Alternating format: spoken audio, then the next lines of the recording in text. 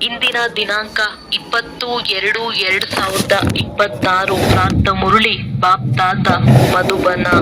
ಮಧುರ ಮಕ್ಕಳೇ, ನಿಮಗೆ ಸಂಪಾದನೆಯ ಬಹಳ ಆಸಕ್ತಿ ಇರಬೇಕು. ಈ ವಿದ್ಯೆಯಲ್ಲಿಯೇ ಸಂಪಾದನೆ ಇದೆ. ಪ್ರಶ್ನೆ: ಜ್ಞಾನವಿಲ್ಲದಿದ್ದರೆ ಯಾವ ಖುಷಿಯ ಮಾತು ಸಹ ವಿಘ್ನರೂಪವಾಗಿ ಬಿಡುತ್ತದೆ. ಉತ್ತರ: ಸಾಕ್ಷಾತ್ಕಾರವಾಗುವುದಂತೂ ಖುಷಿಯ ಮಾತಾಗಿದೆ. ಆದರೆ ಒಂದು ವೇಳೆ ಯಥಾರ್ಥ ರೂಪದಿಂದ ಜ್ಞಾನವಿಲ್ಲದಿದ್ದರೆ ಅದರಲ್ಲಿ ಇನ್ನೂ ತಬ್ಬಿಬ್ಬಾಗುತ್ತಾರೆ. ತಿಳಿದುಕೊಳ್ಳಿ, ಯಾರಿಗಾದರೂ ತಂದೆಯ ಸಾಕ್ಷಾತ್ಕಾರವಾಯಿತು. ಬಿಂದುವನ್ನು ನೋಡಿದರೆ ಏನು ತಿಳಿದುಕೊಳ್ಳುವರು? ಇನ್ನೂ ತಬ್ಬಿಬ್ಬಾಗುತ್ತಾರೆ.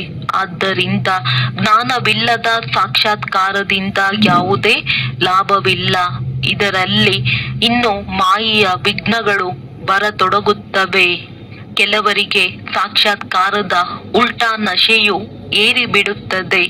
ಗೀತೆ: ಅದೃಷ್ಟವನ್ನು ಬೆಳಗಿಸಿಕೊಂಡು ಬಂದಿದ್ದೇನೆ. ಓಂ ಶಾಂತಿ.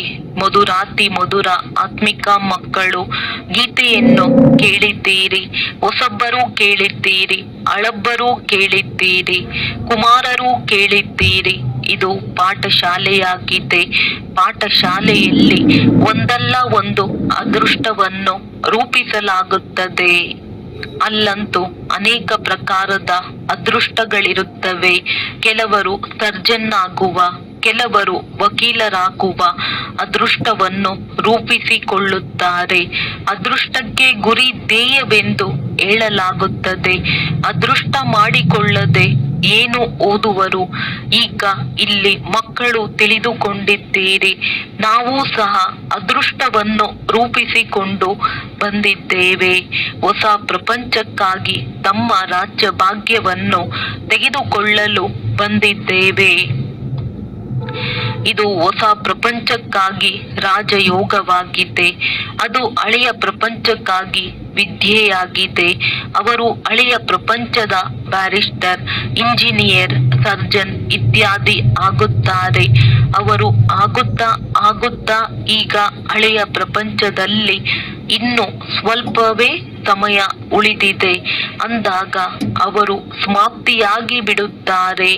ಆ ಅದೃಷ್ಟವು ಈ ಮೃತ್ಯು ಲೋಕಕ್ಕಾಗಿ, ಅಂದರೆ ಈ ಜನ್ಮಕ್ಕಾಗಿ ಇದೆ. ನಿಮ್ಮದ್ದು ಹೊಸ ಪ್ರಪಂಚಕ್ಕಾಗಿ ಈ ವಿದ್ಯೆಯಾಗಿದೆ. ಹೊಸ ಪ್ರಪಂಚಕ್ಕಾಗಿ ಅದೃಷ್ಟವನ್ನು ರೂಪಿಸಿಕೊಂಡು ಬಂದಿದ್ದೀರಿ. ಹೊಸ ಪ್ರಪಂಚದಲ್ಲಿ ನಿಮಗೆ ರಾಜ್ಯ ಭಾಗ್ಯವು ಸಿಗುವುದು ಯಾರು ಓದಿಸುತ್ತಾರೆ? ಬೇಹದ್ದಿನ ತಂದೆ ಅವರಿಂದಲೇ ಆಸ್ತಿಯನ್ನು ಪಡೆಯಬೇಕಾಗಿದೆ. ಹೇಗೆ ವೈದ್ಯರಿಂದ ವೈದ್ಯಕೀಯ ಆಸ್ತಿಯನ್ನು ಪಡೆಯುತ್ತಾರೆ? ಅದಂತೂ ಈ ಜನ್ಮದ ಆಸ್ತಿಯಾಗಿದೆ. ಒಂದು ಆಸ್ತಿಯು ತಂದೆಯಿಂದ ಸಿಗುತ್ತದೆ, ಇನ್ನೊಂದು ಆಸ್ತಿಯು ತನ್ನ ವಿದ್ಯಾಭ್ಯಾಸದಿಂದ ಸಿಗುತ್ತದೆ. ನಂತರ ವೃದ್ಧರಾದಾಗ ಗುರುವಿನ ಬಳಿ ಹೋಗುತ್ತಾರೆ. ಏನನ್ನು ಬಯಸುತ್ತಾರೆ?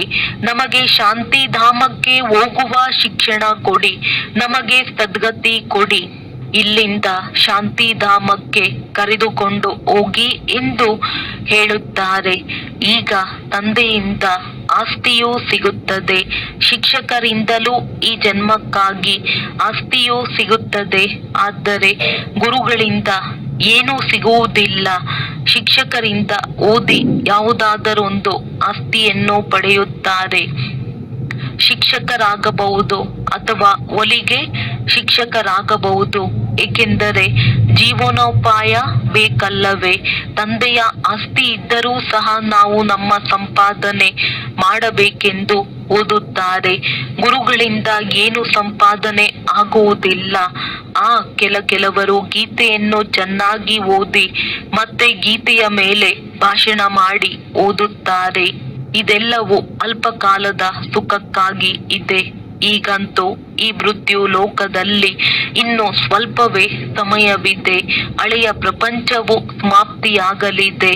ನಾವು ಹೊಸ ಪ್ರಪಂಚದ ಅದೃಷ್ಟವನ್ನು ರೂಪಿಸಿಕೊಳ್ಳಲು ಬಂದಿದ್ದೇವೆಂದು ನಿಮಗೆ ತಿಳಿದಿದೆ.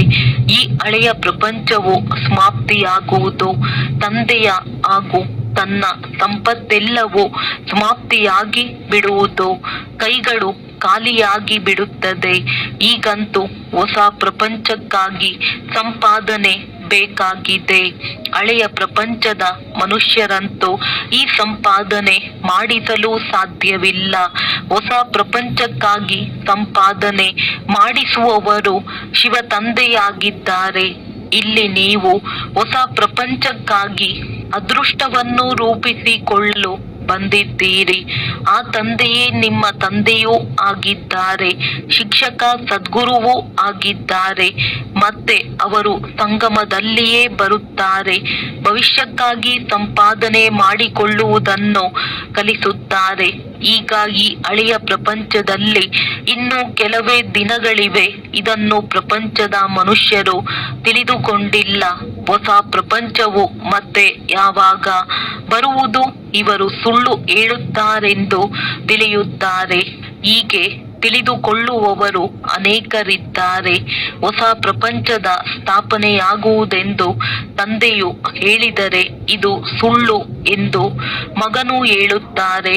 ನೀವು ಮಕ್ಕಳು ತಿಳಿದುಕೊಂಡಿದ್ದೀರಿ. ಹೊಸ ಪ್ರಪಂಚಕ್ಕಾಗಿ ಇವರು ನಮ್ಮ ತಂದೆ ಶಿಕ್ಷಕ ಸದ್ಗುರುವಾಗಿದ್ದಾರೆ. ತಂದೆಯು ಶಾಂತಿಧಾಮ ಸುಖಧಾಮದಲ್ಲಿ ಕರೆದುಕೊಂಡು ಹೋಗುವುದಕ್ಕಾಗಿ ಬರುತ್ತಾರೆ. ಯಾರು ಅದೃಷ್ಟವನ್ನು ರೂಪಿಸಿಕೊಳ್ಳುವುದಿಲ್ಲವೋ ಅವರು ಏನನ್ನು ತಿಳಿದುಕೊಂಡಿಲ್ಲವೆಂದರ್ಥ. ಒಂದೇ ಮನೆಯಲ್ಲಿ ಸ್ತ್ರೀ ಓದುತ್ತಾಳೆ, ಪುರುಷನು ಓದುವುದಿಲ್ಲ. ಮಕ್ಕಳು ಓದುತ್ತಾರೆ, ತಂದೆ ತಾಯಿ ಓದುವುದಿಲ್ಲ. ಈ ರೀತಿ ಆಗುತ್ತಿರುತ್ತದೆ. ಯಜ್ಞದ ಆದಿಯಲ್ಲಿ ಪರಿವಾರಕ್ಕೆ ಪರಿವಾರವೇ ಬಂದು ಬಿಟ್ಟರು.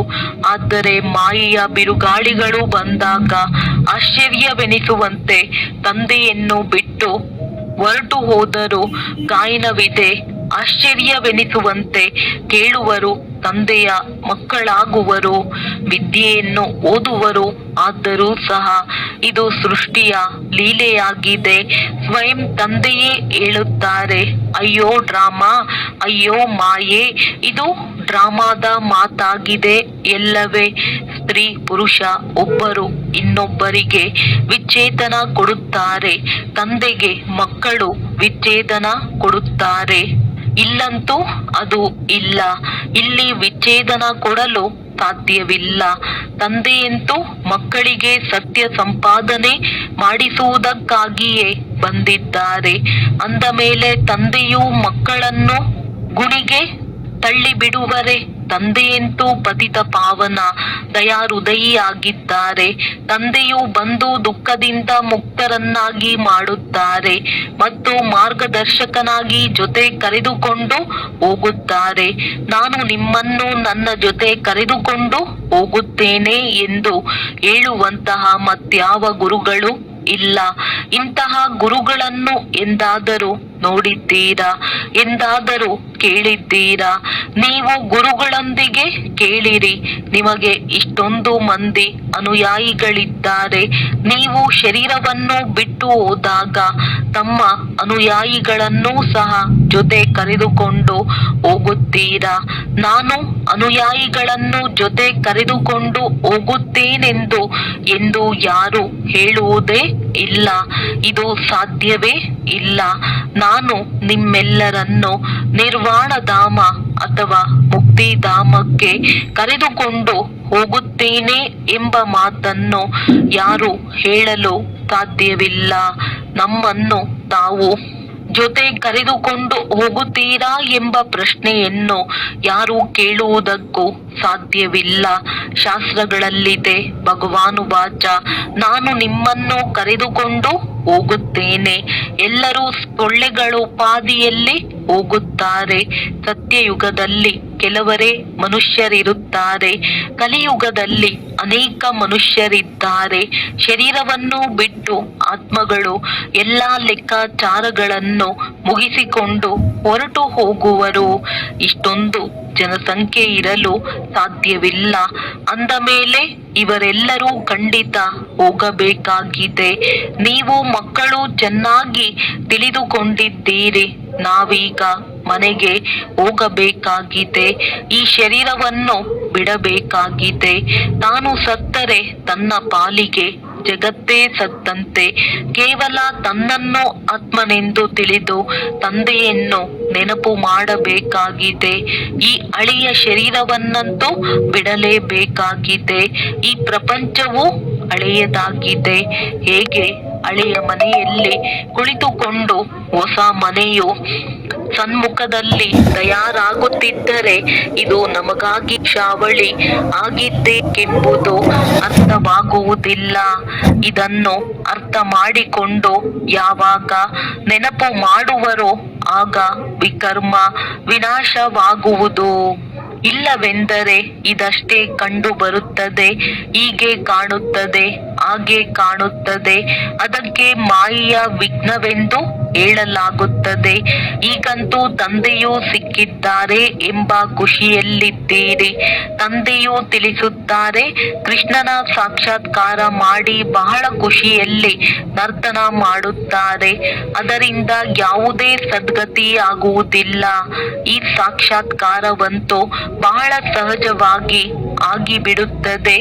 ಒಂದು ವೇಳೆ ಚೆನ್ನಾಗಿ ಓದಲಿಲ್ಲವೆಂದರೆ ಪ್ರಜೆಗಳಲ್ಲಿ ಹೊರಟು ಹೋಗುವರು. ಸಾಕ್ಷಾತ್ಕಾರದ ಲಾಭವೂ ಸಿಗಬೇಕಲ್ಲವೇ? ಭಕ್ತಿ ಮಾರ್ಗದಲ್ಲಿ ಬಹಳ ಪರಿಶ್ರಮ ಪಟ್ಟಾಗ ಸಾಕ್ಷಾತ್ಕಾರವಾಗುತ್ತದೆ. ಇಲ್ಲಿ ಸ್ವಲ್ಪ ಪರಿಶ್ರಮ ಪಟ್ಟರೂ ಸಾಕ್ಷಾತ್ಕಾರವಾಗುತ್ತದೆ. ಆದರೆ ಸಾಕ್ಷಾತ್ಕಾರದಿಂದ ಲಾಭವೇನೂ ಇಲ್ಲ. ಕೃಷ್ಣಪುರಿಯಲ್ಲಿ ಸಾಧಾರಣ ಪ್ರಜೆಯಾಗಿ ಜನ್ಮ ಪಡೆಯುತ್ತಾರೆ. ಈಗ ನೀವು ಮಕ್ಕಳು ತಿಳಿದುಕೊಂಡಿದ್ದೀರಿ. ಶಿವ ತಂದೆಯು ನಮಗೆ ಈ ಜ್ಞಾನವನ್ನು ತಿಳಿಸುತ್ತಿದ್ದಾರೆ. ಖಂಡಿತ ಪವಿತ್ರರಾಗಬೇಕೆಂಬುದು ತಂದೆಯ ಆದೇಶವಾಗಿದೆ. ಆದರೆ ಕೆಲವರು ಪವಿತ್ರರಾಗಿರುವುದಿಲ್ಲ. ಕೆಲವೊಮ್ಮೆ ಪತಿತರೂ ಸಹ ಮುಚ್ಚಿಟ್ಟುಕೊಂಡು ಇಲ್ಲಿಗೆ ಬಂದು ಬಿಡುತ್ತಾರೆ. ಅಂತವರು ತಮ್ಮದೇ ನಷ್ಟವನ್ನುಂಟು ಮಾಡಿಕೊಳ್ಳುತ್ತಾರೆ. ತನಗೆ ಮೋಸ ಮಾಡಿಕೊಳ್ಳುತ್ತಾರೆ. ತಂದೆಗೆ ಮೋಸ ಮಾಡುವ ಮಾತಿಲ್ಲ. ತಂದೆಯೊಂದಿಗೆ ಮೋಸ ಮಾಡಿ ಯಾವುದಾದರೂ ಹಣ ತೆಗೆದುಕೊಳ್ಳಬೇಕೆ? ಶಿವ ತಂದೆಯ ಶ್ರೀಮತದಂತೆ ನಿಯಮಾನುಸಾರವಾಗಿ ನಡೆಯಲಿಲ್ಲವೆಂದರೆ ಅವರ ಗತಿಯೇನಾಗುವುದು? ಅಂತವರ ಅದೃಷ್ಟದಲ್ಲಿಲ್ಲವೆಂದು ತಿಳಿಯಲಾಗುತ್ತದೆ. ಓದದಿದ್ದರೆ ಇನ್ನು ಅನ್ಯರಿಗೆ ದುಃಖ ಕೊಡುತ್ತಿರುತ್ತಾರೆ ಅಂದಾಗ ಮೊದಲನೆಯದಾಗಿ ಬಹಳ ಶಿಕ್ಷೆಗಳನ್ನು ಅನುಭವಿಸಬೇಕಾಗುವುದು. ಇನ್ನೊಂದು ಪದವಿಯು ಭ್ರಷ್ಟವಾಗುವುದು. ಆದ್ದರಿಂದ ಯಾವುದೇ ಕಾಯ್ದೆಗೆ ವಿರುದ್ಧವಾದ ಕೆಲಸವನ್ನು ಮಾಡಬಾರದು. ನಿಮ್ಮ ಚಲನೆ ಸರಿ ಇಲ್ಲವೆಂದು ತಂದೆಯಂತೂ ತಿಳಿಸುತ್ತಾರಲ್ಲವೇ?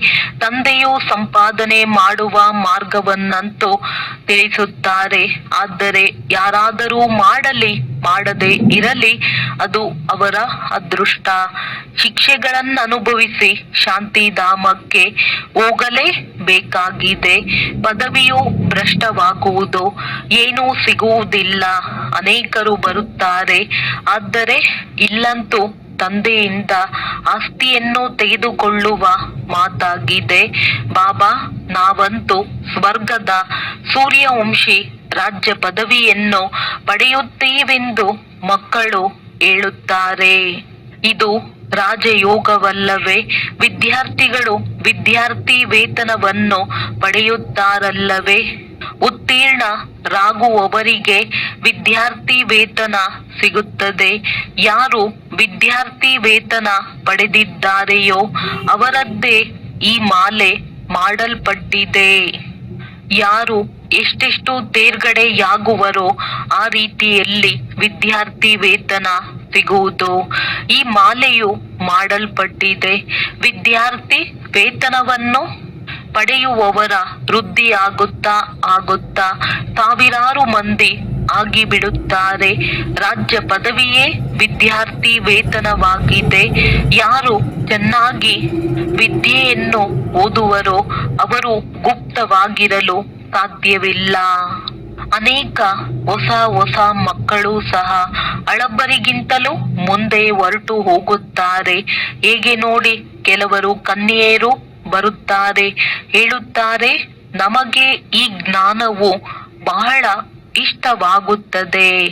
ನಾವು ಪ್ರತಿಜ್ಞೆ ಮಾಡುತ್ತೇವೆ, ಈ ಲೌಕಿಕ ವಿದ್ಯೆಯು ಮುಗಿದ ನಂತರ ಮತ್ತೆ ಈ ವಿದ್ಯೆಯಲ್ಲಿ ತೊಡಗುತ್ತೇವೆ.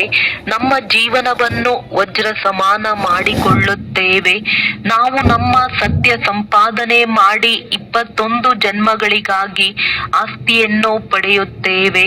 ಇದನ್ನು ಕೇಳಿ ಆಗ ಎಷ್ಟೊಂದು ಖುಷಿಯಾಗುತ್ತದೆ. ತಿಳಿದುಕೊಂಡಿದ್ದಾರೆ, ಈ ಆಸ್ತಿಯನ್ನು ಈಗ ಪಡೆಯದಿದ್ದರೆ ಮತ್ತೆಂದಿಗೂ ಪಡೆಯಲು ಸಾಧ್ಯವಿಲ್ಲ. ವಿದ್ಯಾಭ್ಯಾಸದ ಆಸಕ್ತಿ ಇರುತ್ತದೆ ಎಲ್ಲವೇ. ಕೆಲವರಿಗಂತೂ ತಿಳಿದುಕೊಳ್ಳುವ ಆಸಕ್ತಿಯೇ ಇರುವುದಿಲ್ಲ.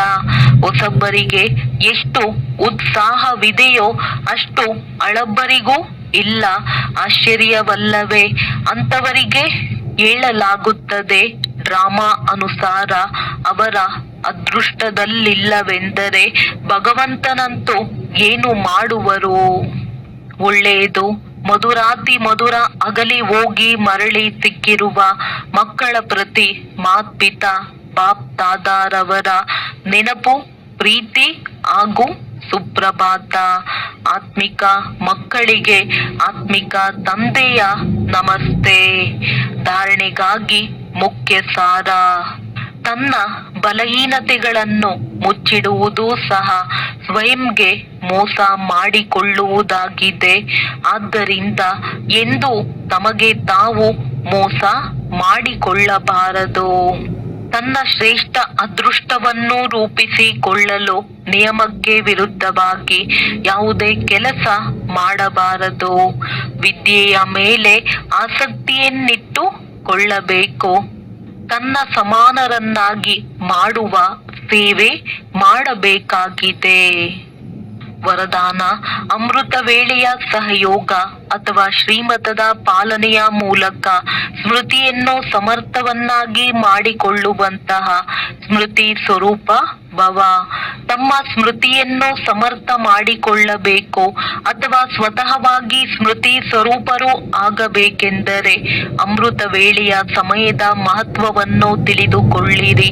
ಹೇಗೆ ಶ್ರೀಮತವಿದೆಯೋ ಅದರನುಸಾರವಾಗಿಯೇ ಸಮಯವನ್ನು ಗುರುತಿಸುತ್ತಾ ಸಮಯ ಪ್ರಮಾಣ ನಡೆಯುತ್ತೀರೆಂದರೆ ಸಹಜವಾಗಿ ಸರ್ವ ಪ್ರಾಪ್ತಿ ಮಾಡಿಕೊಳ್ಳಬಹುದು ಹಾಗೂ ಪರಿಶ್ರಮದಿಂದ ಮುಕ್ತರಾಗಿ ಬಿಡುತ್ತೀರಿ. ಪ್ರತಿಯೊಂದು ಕರ್ಮವನ್ನು ಅಮೃತ ವೇಳೆಯ ಮಹತ್ವವನ್ನು ತಿಳಿದುಕೊಂಡು ನಡೆಯುವುದರಿಂದ ಮಹತ್ವ ಪ್ರಮಾಣವಾಗಿರುತ್ತದೆ. ಆ ಸಮಯದಲ್ಲಿ ವಿಶೇಷವಾದ ಶಾಂತಿ ಇರುತ್ತದೆ. ಆದ್ದರಿಂದ ಸಹಜವಾಗಿ ಸ್ಮೃತಿಯನ್ನು ಸಮರ್ಥವನ್ನಾಗಿ ಮಾಡಿಕೊಳ್ಳಬಹುದು. ಸ್ಲೋಗನ್: ನೆನಪು ಮತ್ತು ನಿಸ್ವಾರ್ಥ ಸೇವೆಯ ಮೂಲಕ ಮಾಯಾಜೀತರು ಆಗುವವರೇ ಸದಾ ವಿಜಯಿಯಾಗಿರುತ್ತಾರೆ. ಅವ್ಯಕ್ತ ಸೂಚನೆ: ಏಕತೆ ಮತ್ತು ವಿಶ್ವಾಸದ ಗುಣಲಕ್ಷಣಗಳ ಮೂಲಕ ಸಫಲತಾ ಸಂಪನ್ನರಾಗಿರಿ. ಸಂಘಟಿತ ರೂಪದಲ್ಲಿ ನೀವು ಬ್ರಾಹ್ಮಣ ಮಕ್ಕಳ ಪರಸ್ಪರದ ಸಂಪರ್ಕದ ಭಾಷೆ ಅವ್ಯಕ್ತ ಭಾಷೆಯಾಗಿರಬೇಕು. ಹೇಗೆ ಫರಿಷ್ಠೆ ಅಥವಾ ಆತ್ಮರು ಆತ್ಮಗಳೊಂದಿಗೆ ಮಾತನಾಡುತ್ತಿದ್ದಾರೆ. ಇದಕ್ಕಾಗಿ ಯಾರೋ ಹೇಳಿರುವ ತಪ್ಪನ್ನು ಸಂಕಲ್ಪದಲ್ಲಿಯೂ ಸ್ವೀಕಾರ ಮಾಡಬಾರದು ಮತ್ತು ಮಾಡಿಸಬಾರದು. ಯಾವಾಗ ಇಂತಹ ಸ್ಥಿತಿಯಾಗುವುದು ಆಗ ತಂದೆಯ ಶುಭ ಭಾವನೆ, ಏಕಮತದ ಸಂಘಟನೆ ಅದು ಪ್ರಾಕ್ಟಿಕಲ್ದಲ್ಲಿ ಆಗುತ್ತದೆ ಮತ್ತು ನಿಮ್ಮ ಮೂಲಕ ತಂದೆಯ ಪ್ರತ್ಯಕ್ಷವಾಗುವುದು. ಒಳ್ಳೆಯದು. ಓಂ ಶಾಂತಿ. ಓಂ ಶಾಂತಿ.